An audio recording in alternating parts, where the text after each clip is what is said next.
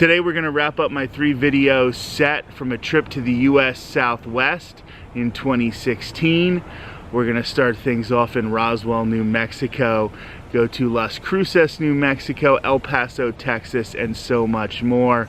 I hope you enjoy.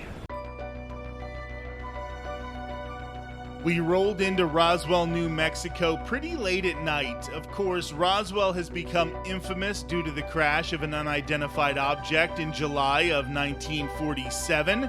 This crash led to numerous conspiracy theories surrounding aliens, alien autopsies, and government cover-ups in the 70-plus years since the incident.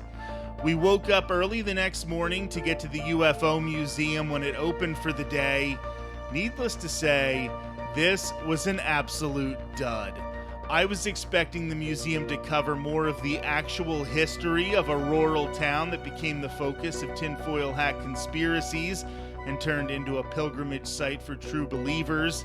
Instead, it was the kitschiest type of exploitative tourist trap. Yes, I was sure we would find a main street lined with those types of stores, but I expected the UFO Museum would deal more with the phenomenon than peddling in weird gimmicks.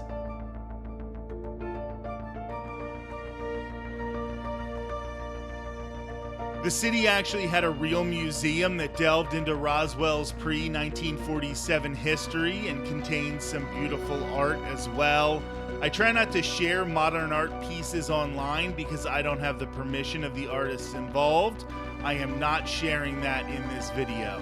Still, I found that the UFO Museum was not worth our time. As a matter of fact, Roswell as a location to learn about mass hysteria and Cold War era alien paranoia falls way short of Roswell, the out-of-the-way small city in rural New Mexico.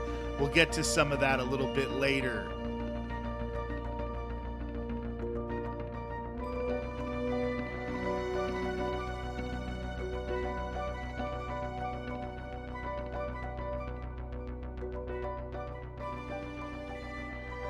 After visiting both museums, it was still early enough that we decided to head to Lincoln, New Mexico. Originally, we had planned to stop in Lincoln on our way to Las Cruces the following day, but we were struggling to find some way to entertain ourselves.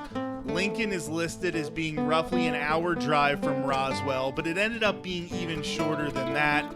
There is a lot of desert in between the two places, and not a lot else to keep you from making good time. Lincoln, as a tourist destination, succeeds in all of the ways that Roswell fails. It isn't campy. There are history markers everywhere explaining the things that happened in all of these buildings. For the most part, the entire town is just buildings on both sides of one road. The town is almost its own museum. One ticket gives you access to multiple of these historic places. While I'm not going to run you through everything that happened in the Lincoln County War, this is where Billy the Kid's legend really hit another level. William H. Bonney was his alias, and his birth name was Henry McCarty. Despite being Irish Catholic himself, Billy the Kid was a member of the English-born John Tunstall's Regulators during the Lincoln County War. The fighting started with Tunstall's death at the hands of the House, an organization run by Irish Catholics Lawrence Murphy and James Dolan.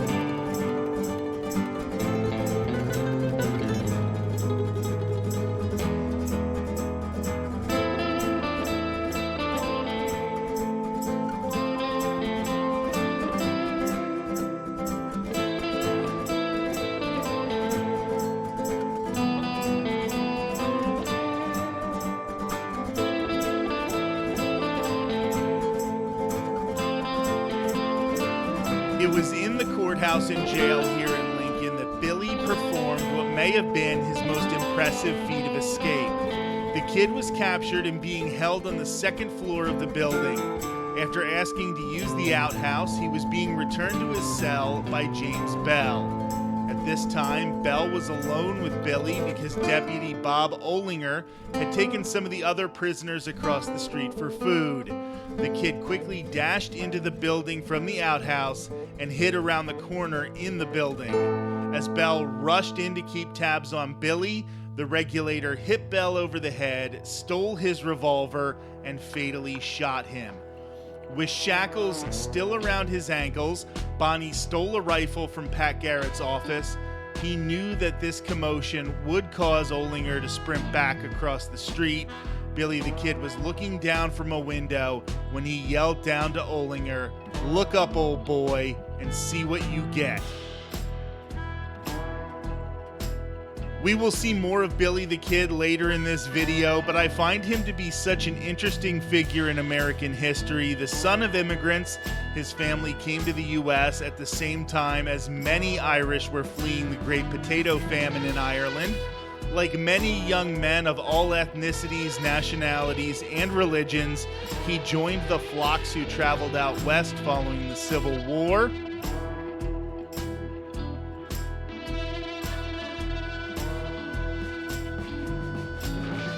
The lawless nature of the Old West is certainly a major part of American mythology, but it actually lasted a relatively short amount of time, considering the larger-than-life place it takes in the popular consciousness. Bonnie's story even mimicked the links the Irish have made with Hispanics, and specifically Mexican communities. His last words were allegedly in Spanish when he was with a Latina woman. Like many celebrities of the 20th century, Billy the Kid even had multiple conspiracy theories stating that Pat Garrett lied about killing Billy the Kid and that the kid had essentially faked his own death.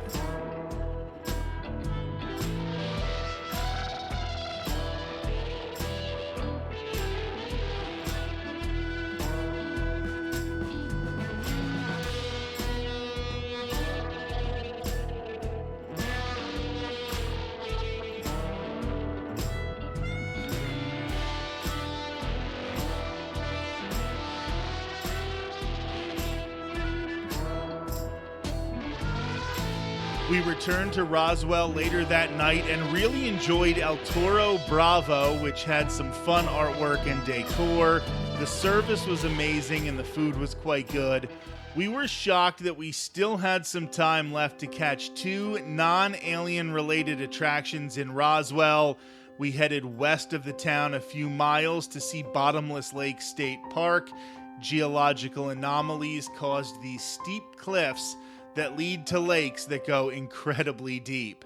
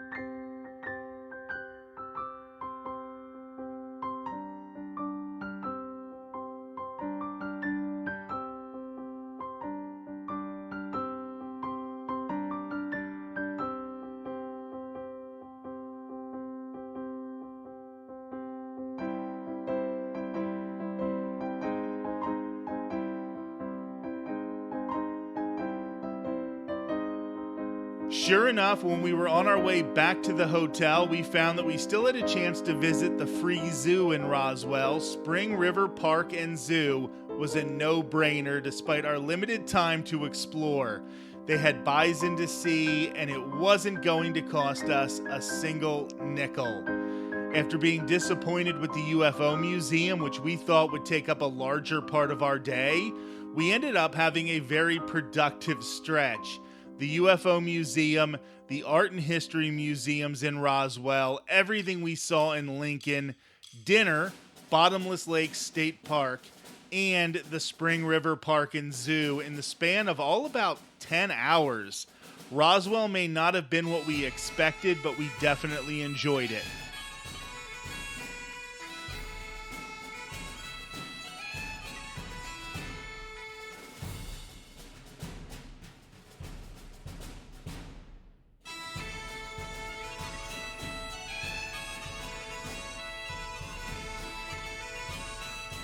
The next morning, we were off to Las Cruces, New Mexico. We knew there were going to be some important stops along the way, however.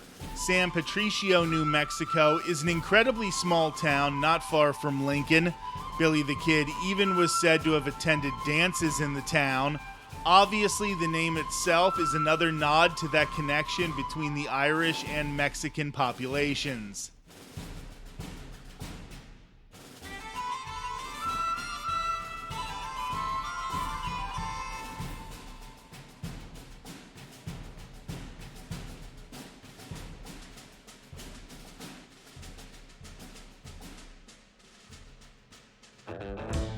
In the first video of this series back on Monday, I mentioned how the Painted Desert and Petrified Forest National Park sometimes felt like being on another planet. The White Sands National Monument might have felt even more like that in some places. As we made our way further from the visitor center, it just started to feel more and more like we were in the middle of nowhere.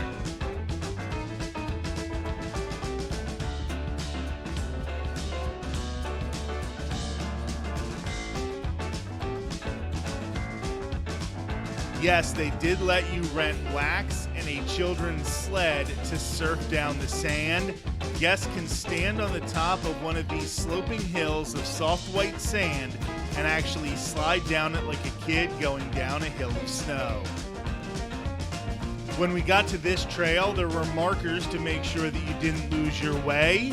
We were literally surrounded by miles of white dunes, and they did warn us that the wind could blow the sand to cover the markers. I wanted to take a 3-mile loop, but Courtney thought it was better for me to not go too far out into the void. We ended up still making it to Las Cruces and the neighboring historic area of Old Mesilla by early afternoon. We checked out the Basilica of San Albino.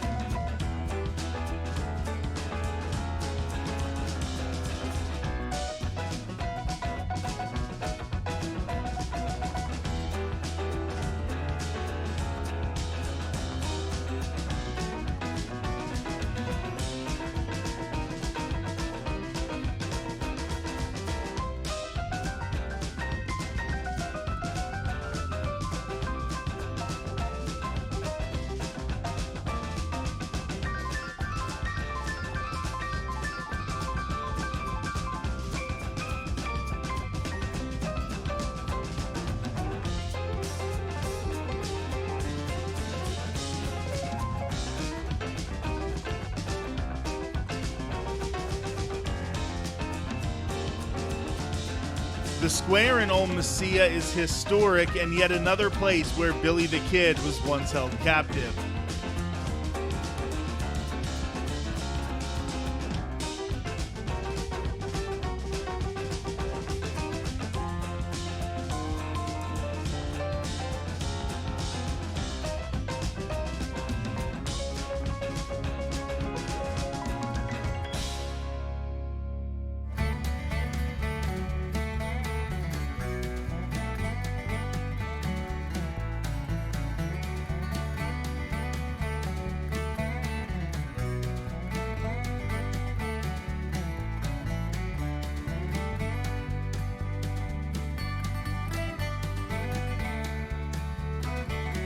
The next morning I got up very early because I wanted to do a little hiking. There was a small mountain a few miles outside of Las Cruces that had a fairly easy trail.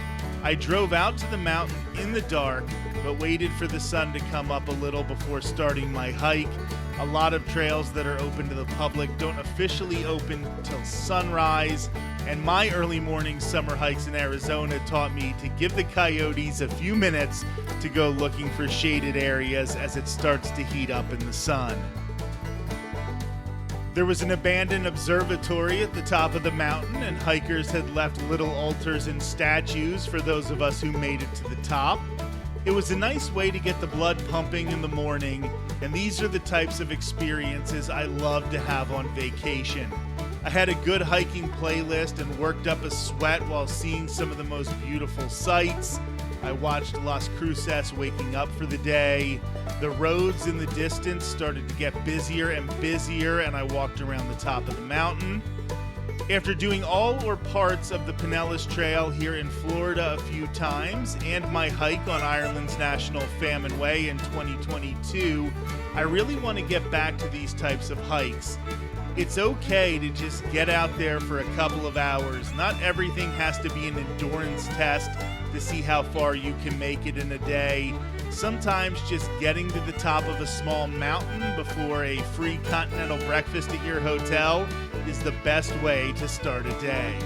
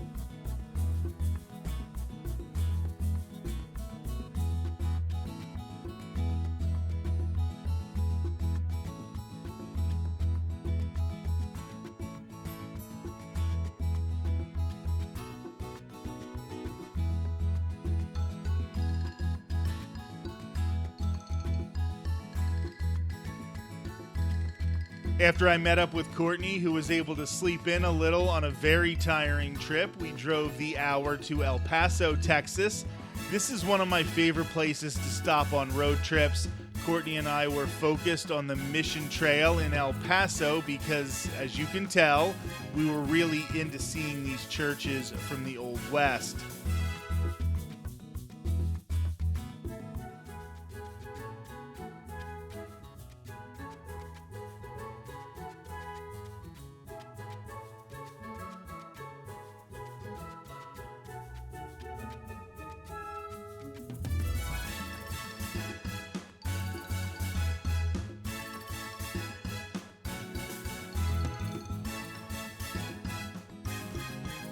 There are 3 missions on the Mission Trail. First, we hit the Socorro Mission.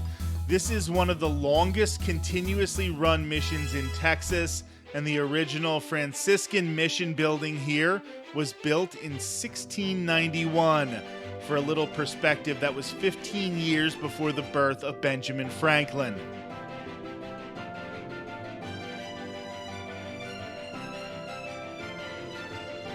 The current Socorro Mission building was dedicated in 1843, 5 years before Karl Marx released the Communist Manifesto. The mission is named for the town of Socorro, New Mexico.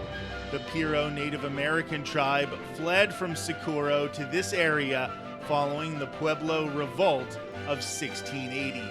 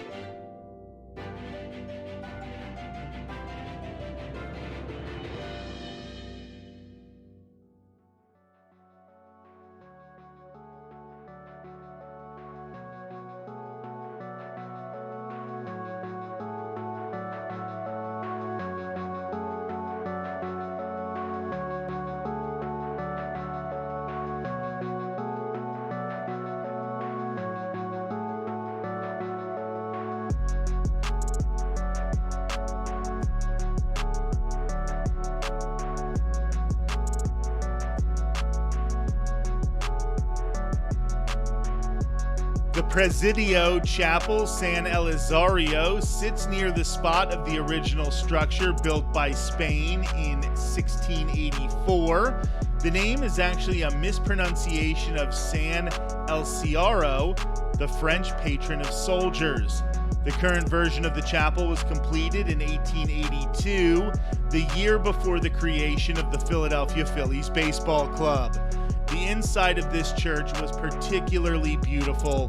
While these missions in El Paso are often newer structures than their counterparts in Santa Fe from my last video, they have a more classic feel in many cases.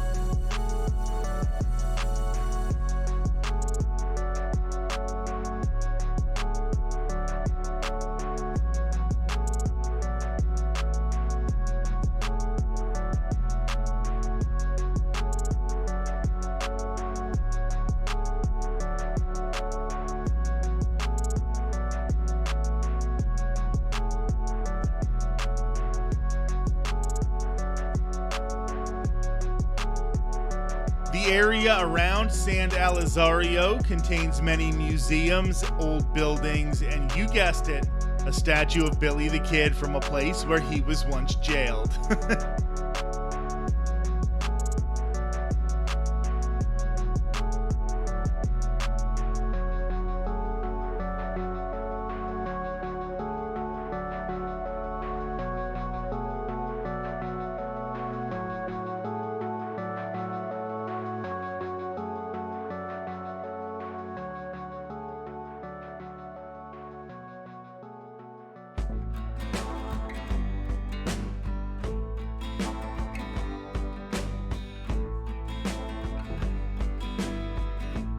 Mission Ysleta was under construction during this visit. We were not able to step inside, but I had been here once in the past, so it may show up in a future video. I showed everything I could without having the scaffolding in the shots.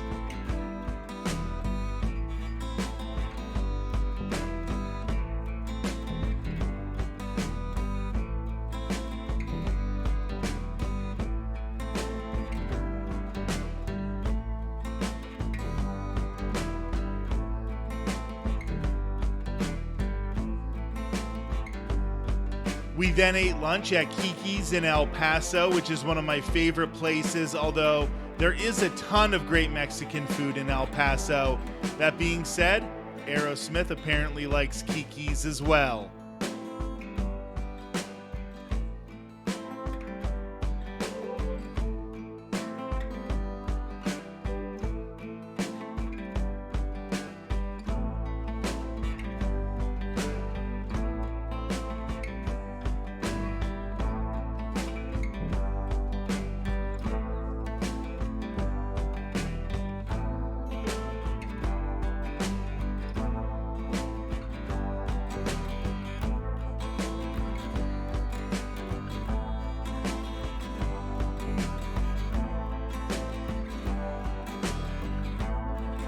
We took the scenic route with views over El Paso and Juarez, Mexico. This lets you out around the campus of UTEP, formerly known as Texas Western. UTEP's football stadium is home to the Sun Bowl, which Notre Dame actually won last year. This trip was in 2016, as I have mentioned, and that was the 50th anniversary of Texas Western winning the 1966 National Championship in men's basketball. The team was the first to win a title with a starting lineup of 5 black players.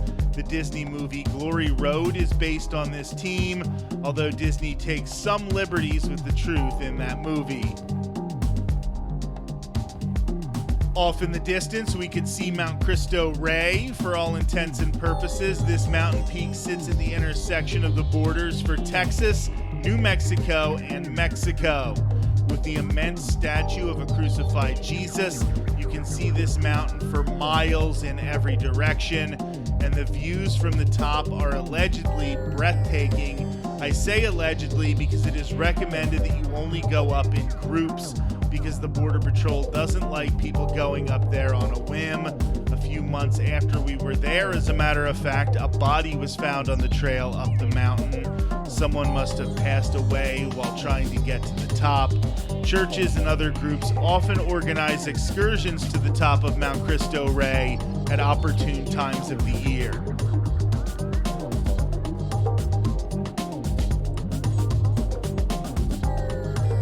That night, we returned to Las Cruces to relax a little bit. The next morning, we returned to Arizona after briefly stopping at a farmer's market in Las Cruces.